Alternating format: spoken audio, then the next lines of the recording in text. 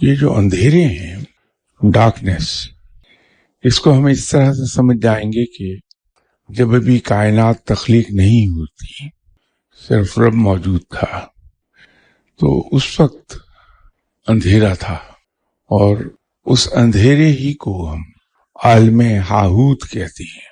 ہاہوت کا تعلق یہ اسی عالم سے ہے کہ صرف رب موجود ہے۔ جب اس کی تخلیق ہوئی ہے کائنات کی، تو اس کے بعد کا جو زمانہ ہے اس کو ہم روحانیت میں عالم لاہوت کہتے ہیں۔ اب اگر آپ عالم لاہوت کو